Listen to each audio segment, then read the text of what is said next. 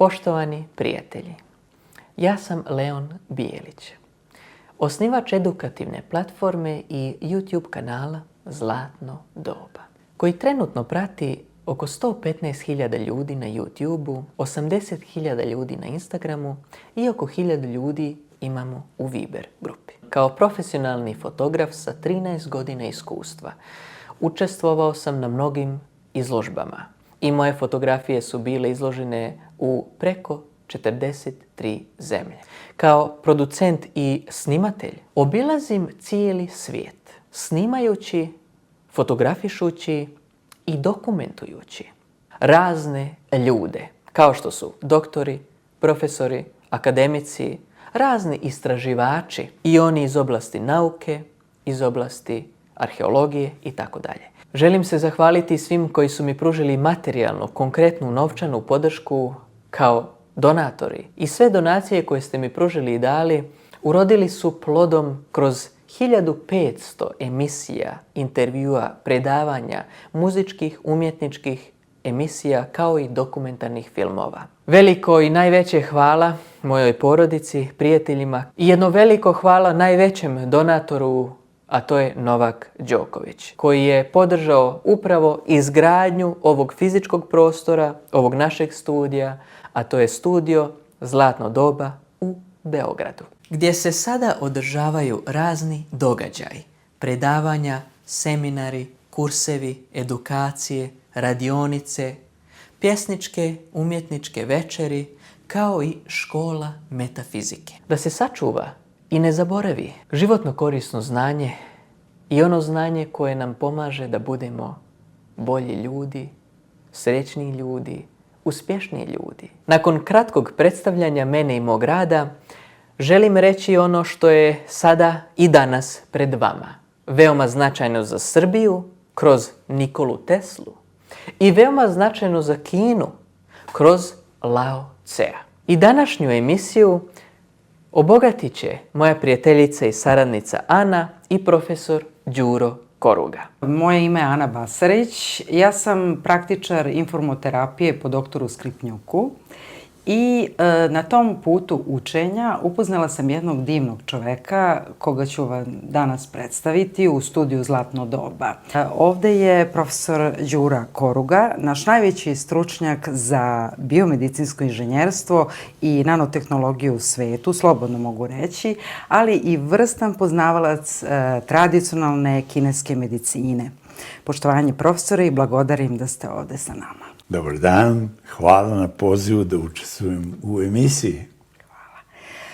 Poznato je da imate zajednički doktorat Mašinskog i Medicinskog fakulteta u oblasti bioinženjerstva, što nije često, da ste osnovali laboratoriju za nanotehnologiju na Mašinskom fakultetu, da ste studirali kineski jezik, inovator ste nekoliko pronalazaka, dobitnik brojnih nagrada, između ostalog Tesline medalje, izdali ste brojne knjige.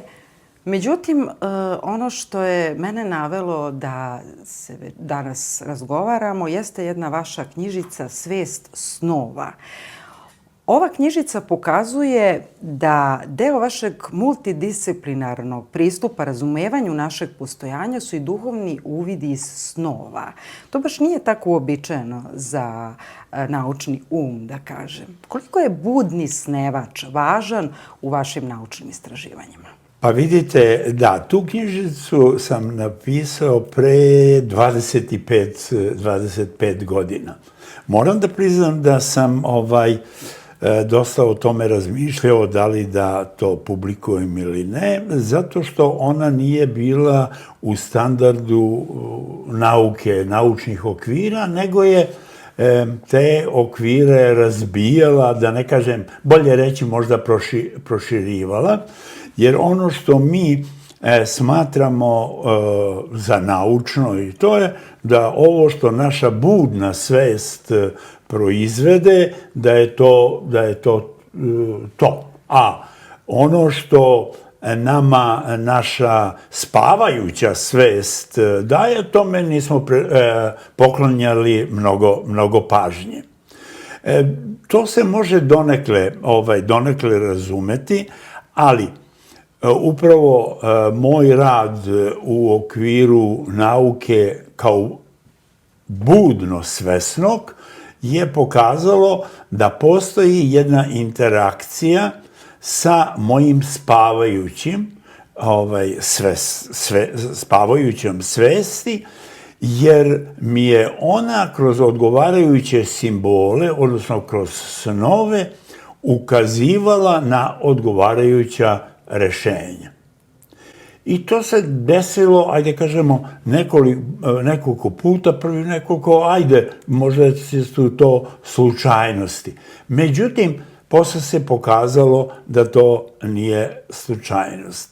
Da mi, kao biće, imamo faktički dve operativne, da ne kažemo, svesti.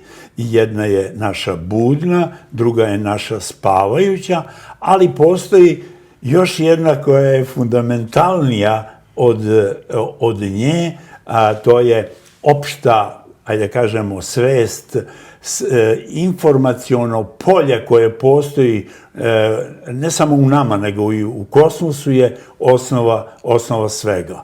A ova dva se polja informaciona ispoljavaju kod nas. Vi ste rođeni u Lici, odakle i naš Nikola Tesla, što uopšte nije slučajnost, jer je i on tako razmišljao kao i vi. Znači, mi možemo reći da nasleđe, kod nasleđa itekako utiče na strukturu našeg biološkog bića. Da li se nauka i time bavila? Uopšte, koliko naše nasleđe određuje i svest našeg, da kažem, slovenskog bića u ovom slučaju? Razumeo sam šta hoćete da me pitate. Pa vidite, mi smo pre svega, ajde da kažemo,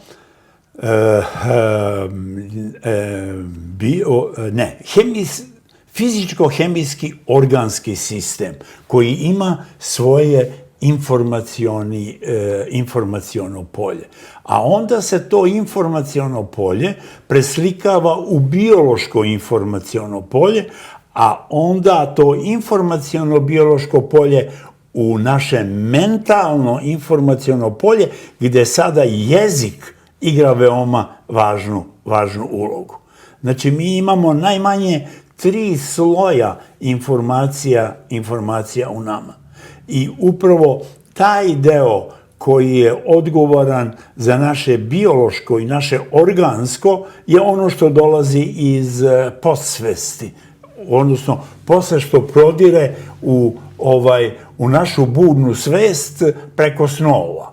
I svi, po meni, sve priče koje postoje u mitologiji, religiji ili bilo šta, to sve izvire iz nas. A to izvire iz tog, ajde da kažemo, osnovnog informacionog polja koje se preslikalo u organsko, fizičko-biološko, fizičko-hemijsko, pa onda u biološko i na kraju u mentalno kao našu svest.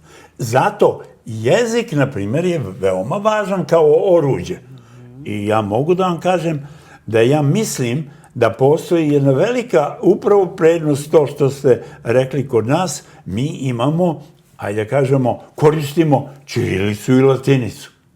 Korišćenje 2 pisma, da vam kažem, je velika stvar.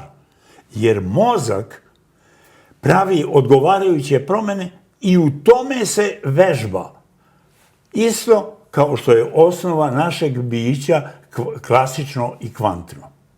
Znači, vi imate jednu odgovarajuću pripremu. Na prvi pogled izgledalo bi da je to mana što imamo te dve. Ne, to je prednost. Kada smo već kod nasleđa, pomenuli ste u jednom vašem snu u knjizi stare civilizacije, može se reći možda i najstarije Podunavlja. Znači, videli ste Dunav kao glavu golubice i kulturu Vinča i Lepenskog vira. Pa kada već pričamo o jeziku, znamo da je vinčansko pismo i nije do kraja dešifrovano, ali možemo reći da je jezik nekakva matrica našeg tog naslednog koda. Govori li nešto fizika o tome? Pa fizika za sada ne, ali lingvistika govori. ali doći će vreme kada će, ajde kažemo, matematika, fizika i lingvistika se malo bolje razumeti. Kao što sam vam rekao, upravo taj odnos našeg biološkog informacionog bića i našeg mentalnog, lingvističkog bića, ta preslikavanja su veoma, veoma važna. I ako to imate, ako to razumete, onda možete razumeti i taj deo koji se odnosi na podsvesno. Primjera radi, kineski ideogrami su mnogo bliži onome biološkom nego naša, ajde da kažemo, naši jezici. I zato Kinezi imaju sada odgovarajuću prednost u spoznavanju sebe, spoznavanju tog dela biološkog. Ali to ne znači da u krajnjem ishodu neće doći do odgovarajuće simbioze koja će omogućiti da kod svih ljudi dođe, ajde da kažemo, do prosvetljenja. A to znači do ne samo saznanja, nego doživljaja istine postojanja, našeg postojanja.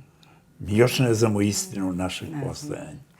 Da se vratimo knjizi, ja sam prisustvovala vašim predavanjima i ono što je mene stvarno oduševilo jeste da sam videla jednog naučnika koji je ostao dete u duši, znači koji jednostavno je, što kaže narod, pustio mašti na volju i kad god nađe potvrdu u svojim istraživanjima, presrećan i deli tu radost oko sebe.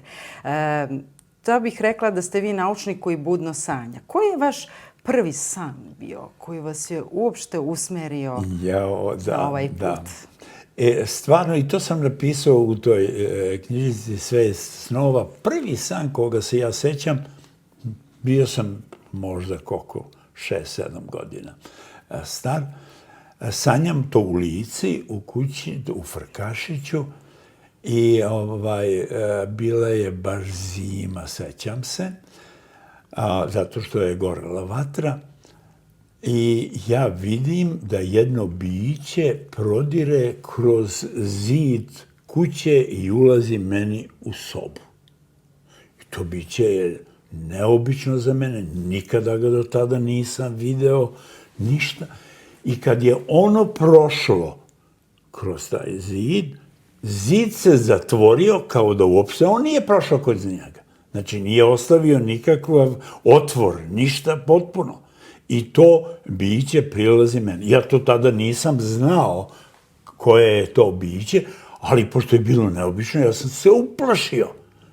I verovatno, i onda sam se valjda od tog straha, svega toga, probudio, počeo da plačem. I otac je došao kod mene u sobu i ja mu kažem kako u sobi ima jedno biće koje ja ne znam kakvo je. Mu kažem, više nema ništa, morali da donese lampu, morali smo da gledamo ispod kreveta, da otvaramo orman i tako dalje, jer ja sam bio siguran da je to. Posle se ispostavilo da je to biće Minotaur. Razumete? Fantastično. Da. Sada, vidite, odakle u mojoj svesti, spavajućoj svesti, priča o Minotauru i uopšte o biću kao Minotauru koje ja nikada nisam video u životu, na nekoj slici, u nekoj knjizi i tako dalje. Šta to znači? To znači da je u nama pohranjena sva mitologija. Sve što smo mi iskazivali mitologijom, to su procesi koji su u nama na posvesnom odgovarajućem nivou. Ali, šta mi je to posle pomoglo, iskreno rečeno, da razumem fenomen tunelovanja u kvantnoj fizici. Jer isto to imate u kvantnoj fizici. Imate tunelovanje, prođe kao da nije prošao. Razumete? Znači, prva moja poruka koju sam ja imao je poruka iz kvantne fizike, tunelovanje, bilo elektrona, bilo nekog bića, bilo čega. Eto, to je moj prvi san. Koga ja pamtim. Da. Ja na osnovu tog vašeg sna samo mogu da zaključim da smo mi informativno polje u informativnom polju koje je opet u informativnom polju i da svi te informacije odavno postoje. Sada, da li će one doći do nas naszavisi od mnogo stvari, a i taj Minotaur je verovatno došao iz vašeg polja nekog nasleđenih informacija. Ono što današnja nauka još uvek ne uzima u obzir upravo je taj jedan subjektivni, individualni pristup. Dosta je kruta. I da li vi mislite da smo ipak na putu da se to malo omekša i da nauka počne i da sanja ponovo? Aha. Pa vidite, nauka je ono što možete da dokažete eksperimentom. Mi u nauci kažemo teorija vodi, ali eksperiment odlučuje. Međutim, gde mi imamo problem sada? Mi imamo problem u tome što mi tražimo ponovljivost eksperimenta. Jer jedino ono što je ponovljivo i što možete, onda je to nauka. Međutim, život je nešto što je jedinstveno, što se jedanput stvori. I mi onda u tom jedinstvenom ne možete ovu klasičnu nauku da dođete i da primenite. To je najbolje, ajde da kažem, to su najbolje osetili lekari, jer lečenje ljudi na način kako je to sada, to je statistika, to je rutina, to je ponavljanje. A svaki čovek je jedno jedinstveno rešenje, jedno jedinstveno biće. Pa zato sada sve više prilaze takozvanoj personalnoj medicini. Razumete, to je problem. I mene taj problem više interesuje nego filozofski, naučno-filozofski problem naše individualnosti, a to je očuvanje zdravlja svake individue. I stvarno da bismo tome prišli na jedan nov način i na način koji bi trebao da da bolje rezultate nego ovaj rutinski statistički, mislim da dolazi. I Tesla je pričao isto tako da mi moramo da prihvatimo da postojanje jednog suptilnijeg nivoa, znači da bi razumeli uopšte tajnu univerzuma i sopstvenu prirodu, a to je da razmišljamo u smislu frekvencija, vibracija, energije. Ono što kvantna fizika, a i da kažem kvantna medicina sada počinje da uzima u obzir naše energetsko biće, frekvenciono biće. Znači, kako vi vidite taj napredak? Da li je vreme konačno i za to? Pa ja mislim da jeste, jer dolazi sve više, ajde da kažemo, do tih spoznaja da postoji nešto što je univerzalno, nešto što je, ajde da kažemo, nas i ovaj ceo univerzum porodilo. Razumete? Po onome što sam ja do sada istraživao, to su, nećete da verujete, dimenzije 0 i 1. Znači, one jedine su, ajde da kažemo, unikatne, samostalne. Iz njih se mogu proizvesti sve dimenzije. 2, 3, 4, 5, 10, koliko god hoćete. Ali one su to te koje stoje u osnovi. I ono što se meni čini i što sve više počinjem da shvatam, jeste da se ta dimenzija n je jednako 0 i 1 faktički želi, kao polje, informaciono polje, želi otelotvoriti u dimenziji n je jednako 3. jer ta dimenzija n je jednako 3 i n je jednako 0 i n je jednako 3 imaju zajedničke elemente. I upravo te zajedničke veze nula hoće da iskoristi u 3. A to znači da se informaciono polje dimenzije n je jednako 0 i 1 preslika u materijalno trodimenzionalno polje, gde smo mi. Znači, mi smo u stvari nešto drugo u odnosu na njih, ali ne nešto apsolutno drugo, već i njihovo sopstveno drugo. Razumete? Ništa mi nismo, mi smo samo drugo toga sopstvenog. Izvinjavam se, je li vi mislite da je to sada vreme transformacije ili zapravo oduvek taj krug bio takav? Oduvek. Ne, to je faktički jedna vrsta preslikavanja. Sve što postoji u tim, na informacionom nivou, u tim dimenzijama jedinstvu, dimenzije 0, 1 i to se preslikava. I ono kad mi kažemo neko je kreativac i tako dalje, ne, samo to preslikavanje ide preko njega. A interesantno, Vlatko Vedral, naš čuveni naučnik, je definisao informacija pre informacije. Možemo li malo da objasnimo šta je to informacija na nivou, na ćelijskom nivou, pošto se vi, kao što ste rekli u jednom od vaših snova, da ulazak u sunce se zove san koji je pobudio istraživanja mikrotubula u ćeliji. Možemo li malo na tom mikronivou objasniti šta je informacija da bi bolje razumeli, jer mi smo zapravo mikro-makro uređen sistem? Jeste. Upravo tako. Da.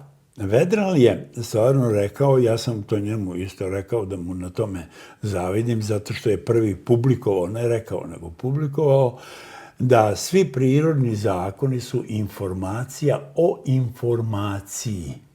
Svi prirodni zakoni informacija o informaciji. A to je na drugi način ovo što sam ja faktički rekao.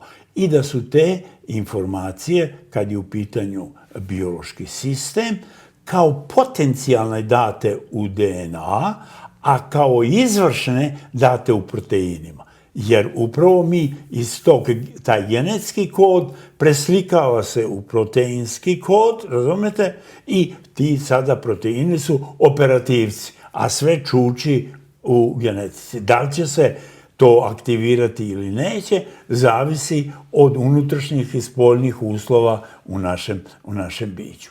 I taj deo, kodogeni sistem, to je ono što je ključ za razumevanje upravo tih transformacija od dimenzija 0 i 1 koje se preslikavaju u 3D. Ali da bi se preslikale u 3D, nećete da verujete, univerzum se morao realizovati kao petodimenzionalni entitet. Mi ga vidimo i doživljavamo kao trodimenzionalni, a u suštini on je petodimenzionalni. Pa iz te pete dimenzije došla svetlost, energija i tako dalje u trodimenzionalni prostor.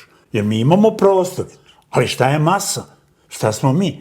Mi smo u stvari redukovana peta dimenzija u trodimenzionalnom prostoru.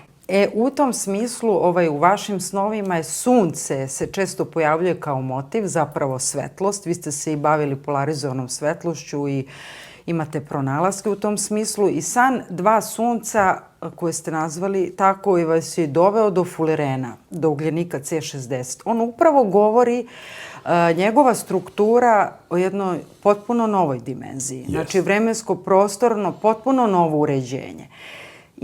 Baš u tom smislu, šta je fuleren i šta on znači da razumemo strukturu našeg bića? Da. Jeste, to je istinito da vam kažem, ja tad kad sam to usnio pojma nisam imao, ali ja sam to sve zapisao i dan danas zapisujem snove jer se zaboravljaju. Ali ajde evo ukratko samo da kažemo o čemu se tu radi. Znači ja se nalazim sanjam da se nalazim u Lici, u mom rodnom mestu u Frkašiću, na jednom mestu koje se zove Bare, gde smo mi kao deca igrali loptu. I odjedanput ja vidim iznad moje kuće, pa tamo su planine i na tih planina vidim dva sunca. Jedno stoji na istoku, drugo stoji na zapadu. Ovo na zapadu počinje da se kreće prema istoku, što nije logično, jer sunce bi trebalo od istoka prema zapadu da se kreće. I ja se u snu onako, evo, kao da ga sad sanjam, čudim kako je to moguće. Ali i u snu mi to postaje interesantno, razumete? I ja sada očekujem kad se ta dva, jer vidim da to sunce sa zapada ide prema istoku, da će se oni sastati, dodirnuti. Ja sada očekujem kad se oni dodirnu, ima nešto da se desi iznenađujuće. Međutim, oni se dodirnuše i ništa. I ja mogu da vam kažem u snu, doživim neko malo razočarenje. Šta je? U snu, pazite, to je neverovatno. Ali, to sunce sa zapada nastavi dalje da se kreće i preklopiše se ta dva sunca. Kada su se preklopila, tada nastade tama i sevnu munja. Razumete? I ta munja udari u jedno brdo, koje se zvalo Ključ, a to nisam znao, to mi je rekla sestra, a iz te tame čujem glas. Ugljenik, 13, 18, 24, 2 prelazi u 3. I ništa više. I ja to naravno sam zapisao. Ali šta se posle pokazalo u mom istraživanju, radu? Trebalo je rešiti problem čovek-mašina, komunikacija na informacionom nivou i sve je ukazivalo da treba ići na silicijum. Razumete, jer silicijum je osnova danas informacionih tehnologija. Ali sam kaže ne, nego da to treba da bude ugljenik. I onda svi ovi brojevi, kad saberete te brojeve, daje vam 60. Znači, ugljenik, 60 je ključ rešenja mog problema koji ja istražujem. Razumete? I tačno 13 godina. Ali vidite šta kaže. Ti brojevi su u stvari kao vremenski kristal. Jer C60 kao materijal, kao forma je molekularni kristal. Ali i vreme, znači i vreme je temporalni kristal u tome, 60. Jer vi sada, posle 13 godina, ja imam taj ugljenik u ruci, u šaci. Razumete, posle 24 godine ja imam 2 rešenja o tom ugljeniku. Jedan je nanofotonika, a drugi je, ajde kažemo, nanofarmacija ili kako god hoćemo za te lekove. Znači, mi imamo kristale, oni imaju standardne, oni imaju čvrste kristalne strukture, rešetke, tako i primaju informacije i odašilju. Međutim, u ovom slučaju imamo sasvim nešto drugo. Ne, imamo jedinstvo prostora i vremena, kao kristala. Znači, i samo vreme je kristal. Znači, uređena, odgovarajuća simetrija. I mi izgleda kao bića da ne živimo u vremenu, nego da smo mi sami, kako bi to rekao Sveti Augustino, sami smo vreme. Upravo sam to htela da kažem, ali pored vas nije sramota da kažem šta mi je odmah palo na pamet. Znači, mi možemo reći da mi imamo i neke novu dimenziju ustrojstva bića, 4. možda dimenziju. I ne samo 4., 5. 5. 4. je na dohvat ruke i možemo sa svetlosti, jer vidite, svetlost i vreme daju 4. dimenziju. I mi to preko svetlosti i vremena doživljavamo kao četvrtu dimenziju. Ali u suštini mi smo bića redukovane pete dimenzije u trodimenzionalnom prostoru. I to je onda masa i ovo sve koje ima. Naprimer, elektron dolazi iz pete dimenzije, a protoni i ovi dolaze iz nula dimenzije. I oni se spajaju.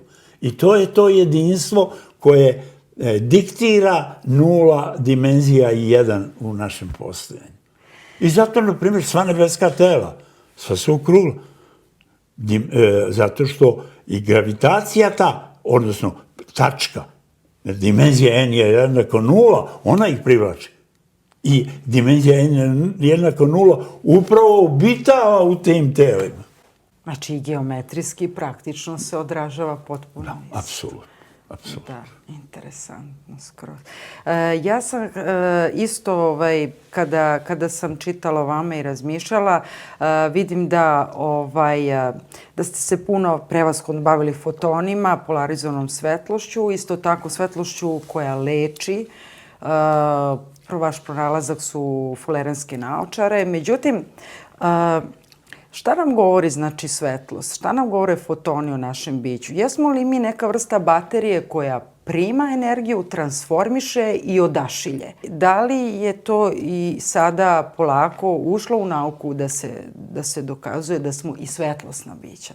Da, nauka to kaže, mi smo elektromagnetno biće. Zašto elektromagnetno? Pa zato što svi naši biomolekuli imaju svoj elektromagnetizam i mi u suštini zračimo različitim, ali ne zračimo u domenu vidljive svetlosti, zračimo u domenu infracrvene i tako dalje, odašiljujući toplotu i ovo drugo. I to je lepo Njegoš rekao. Sad će se, kaže, ako istok svijetlo sunce rađa, ako biće vri u luči tajne, ako zemlja priviđenje nije, ljudska duša jeste besamrtna, mi smo iskra u smrtnu prašinu, mi smo luča tamom obuzeta. I to je to. Vidite, sad ste me postakli na nešto drugo. Naučnici su ljudi koji uče, a pesnici su bića koja znaju. Razumete? Zašto vam to kažem? Jer kad kažem ljudi, mislim na budno svesno. A kad kažem bića, mislim na jedinstvo budno svesnog i spavajućeg. Oni iskazuju, odgovaraju njihovu paradigmu, iskazuju kao jedinstvo spavajućeg i budnog bića. I zato govore istinu. I instinkt, možda, tako? Da. Studirali ste i kineski jezik, skoro ste održali jedno divno predavanje povodom 170 godina od rođenja Tesle u Kineskom kulturnom centru i povezali ste zapravo dva ogromna uma, to je Lao Tsea i Teslu. O planetarnim umovima Lao Tsea i Nikole Tesle. Kad je u pitanju Lao Tse, to je kodni sistem koji ovde vidite 3/4 jednako 81 i to je fundament i o tome ćemo danas govoriti. A što se tiče Nikole Tesle, to su njegovi patenti, 308 u 27 zemalja na svih 5 kontinenata. Po meni ono što sam ja izabrao, koja su 3 glavna, to je obručno magnetno polje, prenos energije na daljinu i možda, i ja se iskreno nadam, najvažniji, to je metod pronalazaštva, a to znači fenomen svesti kao fundamentalno polje naše realnosti. Da li oni obojica, iako različite tradicije, upravo dokazuju postojanje tih univerzalnih prirodnih zakona? Jedan od njih smo pomenuli, a to je simetrija.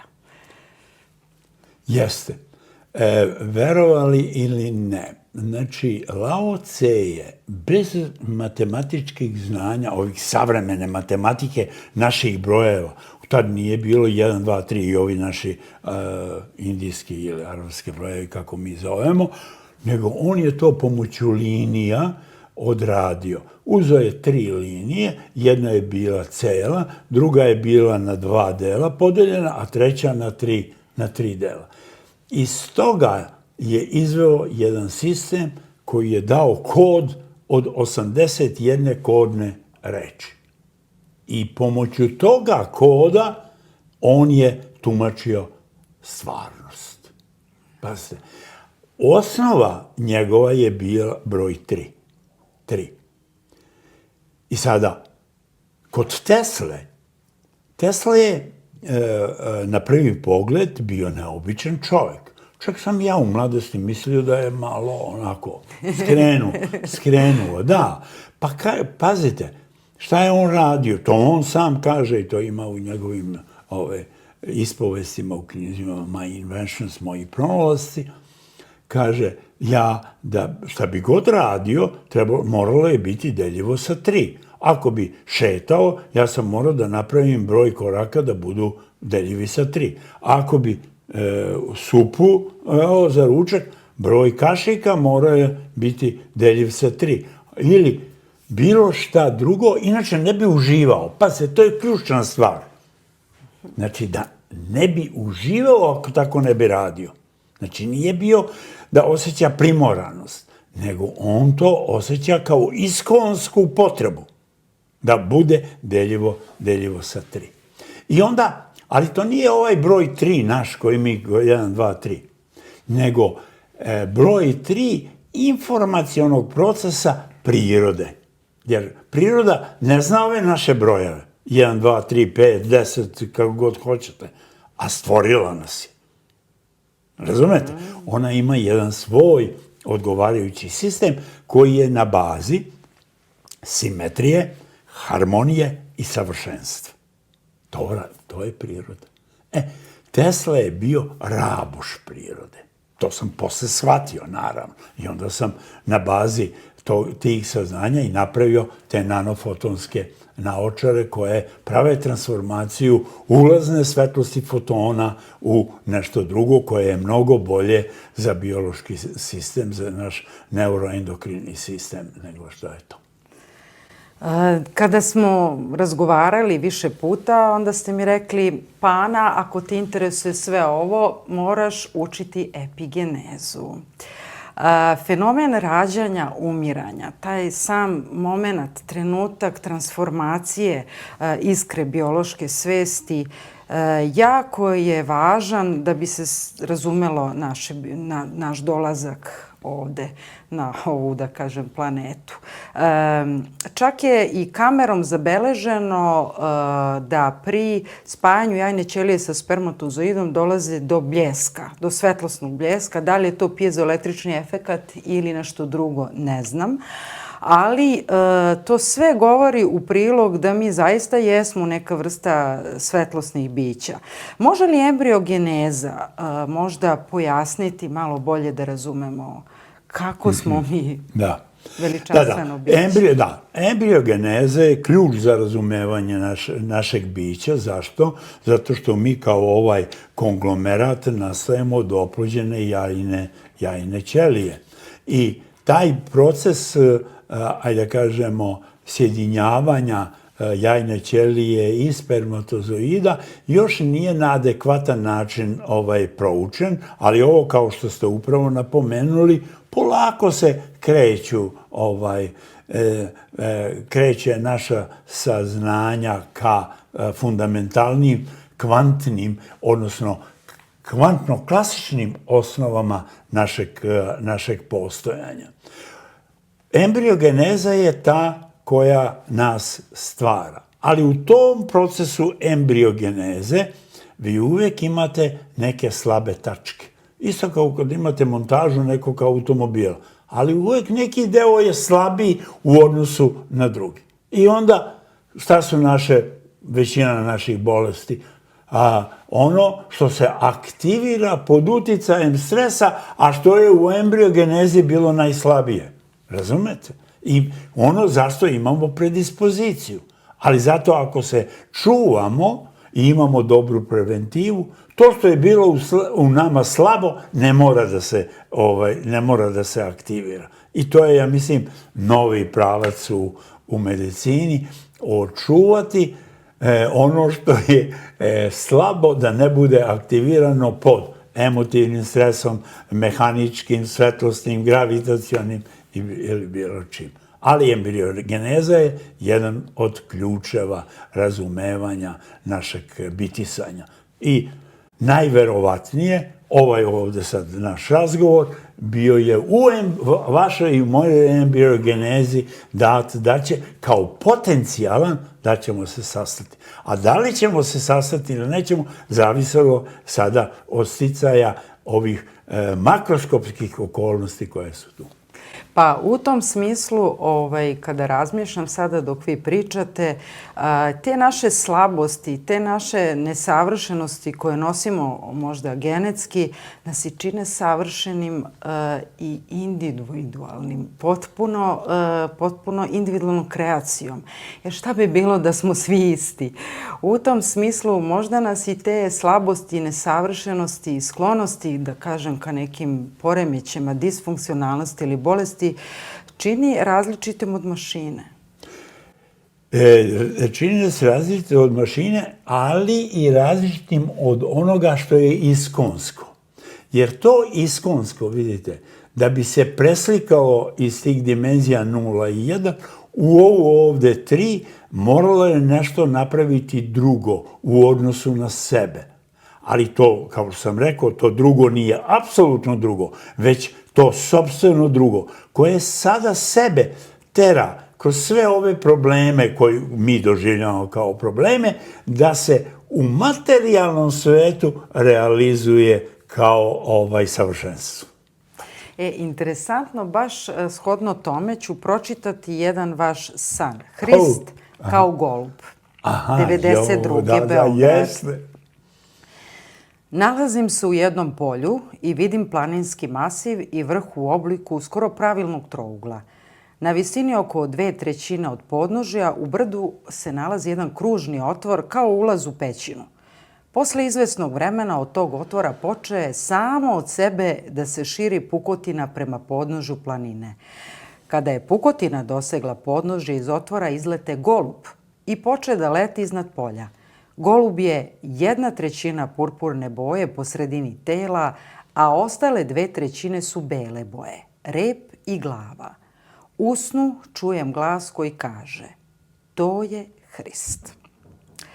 Šta je apsolut za jednog naučnika? Pa jeste. Evo da vam kažem, znači ja se bavim naukom, bavim se onim što bi rekli dokazljivo, mašine pravimo, svašta radimo, ali ja znači pripadam jednom miljeu, mentalnom miljeu hrišćanstva, razumete, jer porodica, preci, sve je to.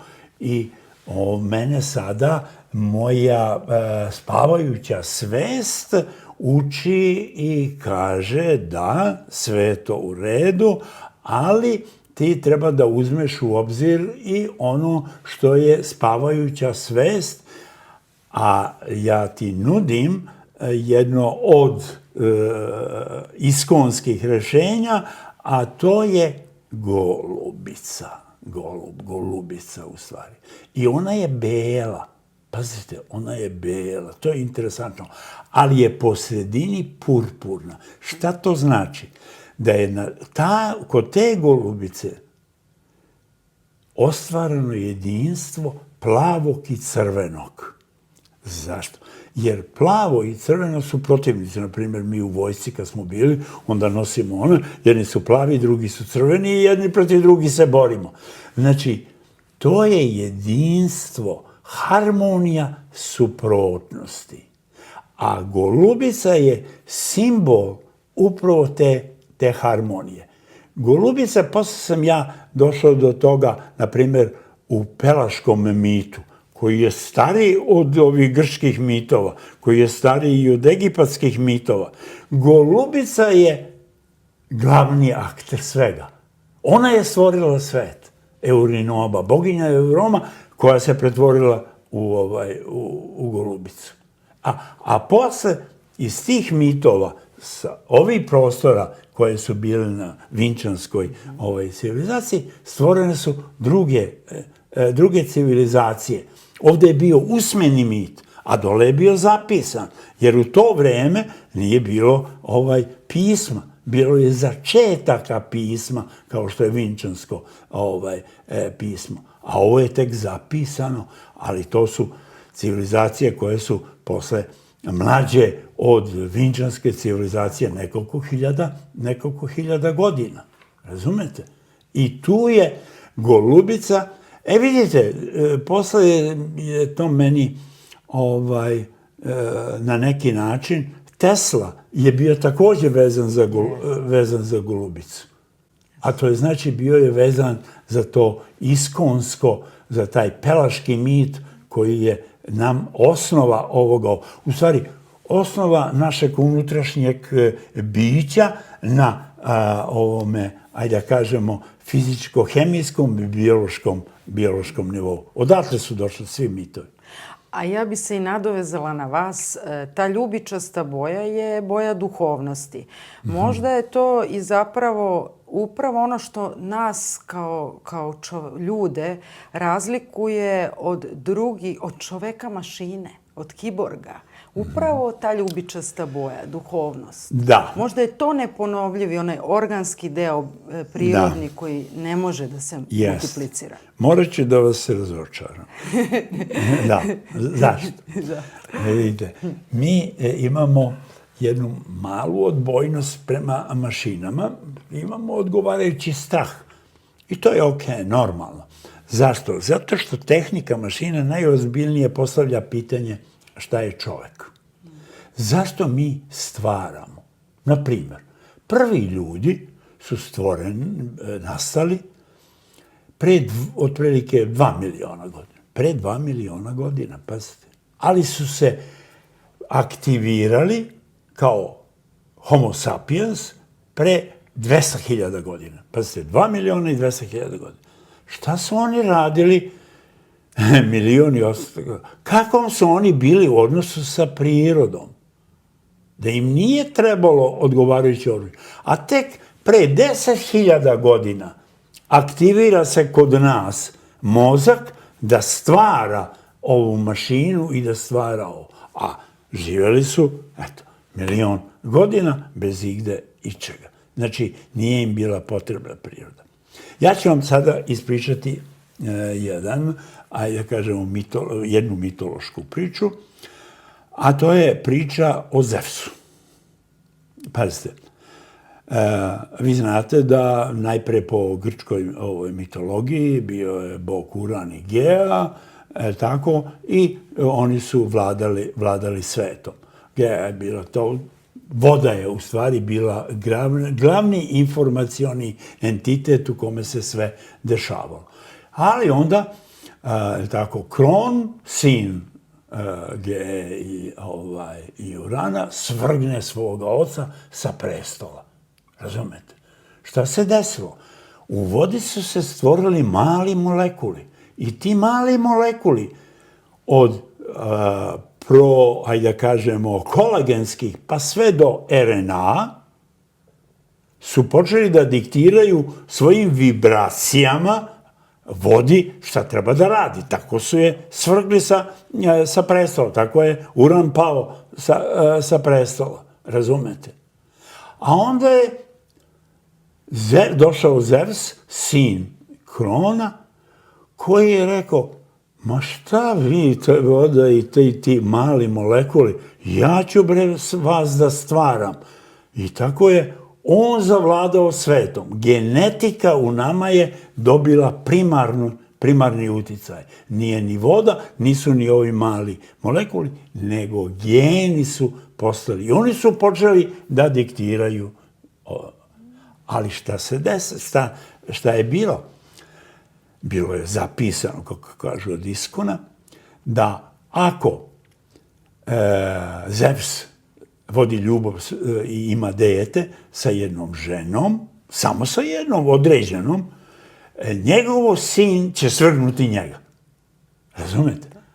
a on nije želeo da pusti vlast.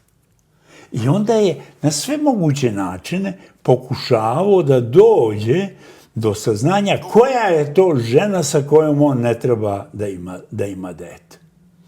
On to nije kao vrhovni bog znao, ali je znala Temida, boginja svetskog poretka u mitologiji, koja je saopštila to poverila svom sinu Prometeju.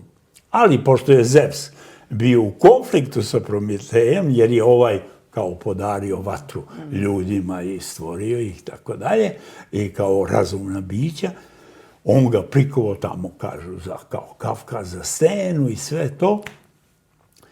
I sada, kako ga kaznio, sad traži od njega pomoć. Ali on nagovara Herakla, junaka antičkih mitova, da ipak Prometej kaže tu tajnu. Ovaj nije hteo tvrdoglav, a ovaj nije nikako hteo, ali kako je vreme prolazilo, tako se i Zevs menjao i kao od te opšte diktature postala neka, uslovno rečeno, demokratija. I ovaj dođe i kaže, Zevs ne treba da ima dete sa tom i tom ženom. I ovaj je u širokom luku zaobilazio, nije teo s njom da se susre. Šta to samo znači?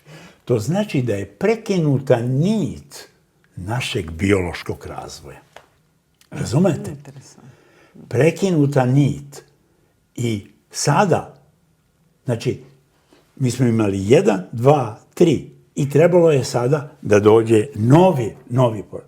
Da se ono što je trebalo iz 0 i 1 da se preslika u 3D je prekinuto. Ali to neće da dozvoli dimenzija 0, 1, 3, jer ona vlada celim svetom, ne vlada Zevs i ovi bogovi koje mi... To vlada svetom, to iskonsko, šta je? Kaže, sada, izvinite, vi ste bića, sve, sad ima da radite i error correcting code. Popravni ispit idete. Ima da radite, šta? Da stvarate mašine, da stvarate ovo, da bi se ostvarilo to preslikavanje koje treba da dovede otelotvorenje polja, informacionog polja dimenzije 0 i 1 u ovaj trodimenzionalni svet. Da kažemo, čovjek je izgubio vezu sa samim sobom. Ne da je izgubio vezu sa samim sobom. On je postao jedno egoistično biće. A to ne može. Ne može da bude egoistično biće. Mora da bude... I mi smo naterani, mi smo robovi, svi, apsolutno. Samo što mi mislimo da stvaramo, pa smo onda osjećamo se tako. Ne, mi radimo popravni zadatak. To se zove error correcting code. I on će nas dovesti. Znači, sistem čovek-mašina u pravom smislu koji bude će omogućiti da mi postanemo stvarno kosmičko biće. Jer ovo što mi sve radimo na zemlji, razumete, je isto kao dete u 9 meseci u stomaku. Mi uživamo, ovo je uživanje. Kada dođe porođaj i kada dođe jauk, razumete, ali taj deo mora da dođe, to će moći da se ostvari jedino u simbiozi čoveka i mašine, da bi se ono što je počelo da se preslikava, završilo i postalo otelotvoreno biće materijalno u 3 dimenzije. A možda u tom kolovratu se zapravo tako i civilizacija dolazila do tog stupnja kada je dolazilo do promene. Znači, možda ta Tartarija ili Atlantida upravo do toga dolazilo što je bilo ključni okidač da se vrati u primordijalno. Moguće, ne mogu, tim se nisam bavio, ali ono šta istraživanja pokazuju, kada vi od jednog informacionog polja hoćete da to informaciono polje hoće da se otelotvori, materializuje sada u trodimenzionalnom svetu. Da se vratimo i snovima. Tradicija je i naša da se snovima predviđaju stvari. Vaš otac je isto tako predvideo pustoš rodne like i tako. Pradeda. Pradeda, izvinjavam Da, se. da. Miloš. Miloš Veliki. Htedoh reći da čemu govori vaš poslednji san? Možda o tom univerzalnom jedinstvu svih informacija, svih bića. Da li prejudicira neku bolju budućnost? Aha, pa svi snovi kad ih ovako do sada što sam imao, oni stvarno ukazuju da će doći vreme, možemo ga nazvati prosvetljenjem. A to znači da ćemo ne samo postati kao svesna bića, svesni te situacije, nego da ćemo tu novu situaciju živeti. Razumete?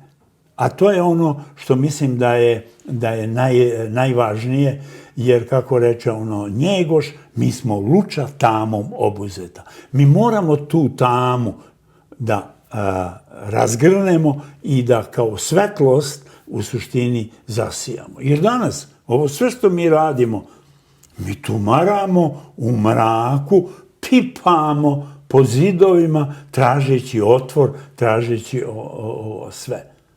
Razumete? Da. I to je, evo, reći vam još jednu interesantnu stvar.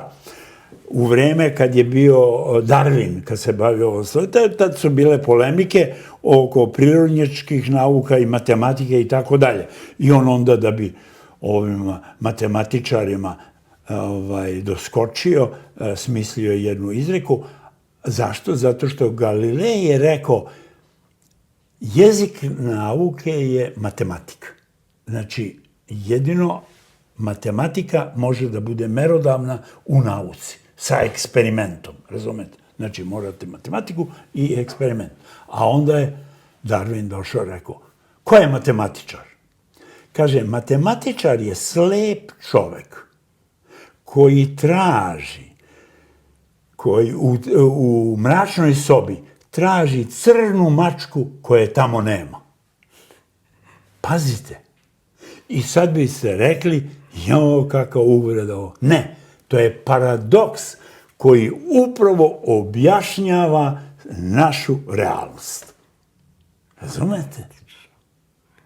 Znači, ono što je rekao faktički Lao Tse, tamo je nema. Ali iz te ne manifesto, ona fizički nema, nego ne iz manifestovanog stvara se manifestovano, a to manifestovano stvara sve stvari. A mi smo te sve stvari.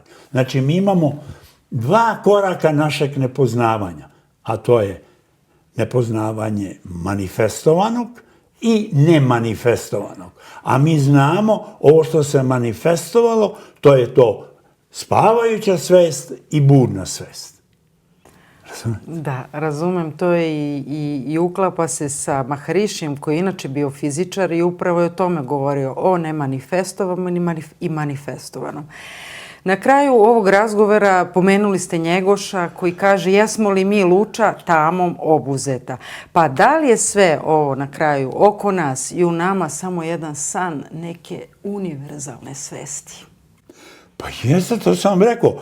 To ne samo san i realnost u isto vreme, a to je ta dimenzija n je jednako 0 i n je jednako 1 koje su u jedinstvu, koje diktiraju svim ovim. Onog momenta kad prestane rezonantni odnos naše informacije sa tim dimenzijama, naša biološka egzistencija prestaje. Ali to ne znači da smo mi kao biće nestali. Mi smo uvek tamo. Hvala vam puno na ovom razgovoru, profesor Koruh. Hvala i vama na pozivu da malo pričamo o tim temama. Na jedan potpuno drugačiji način. Hvala puno. Hvala vama.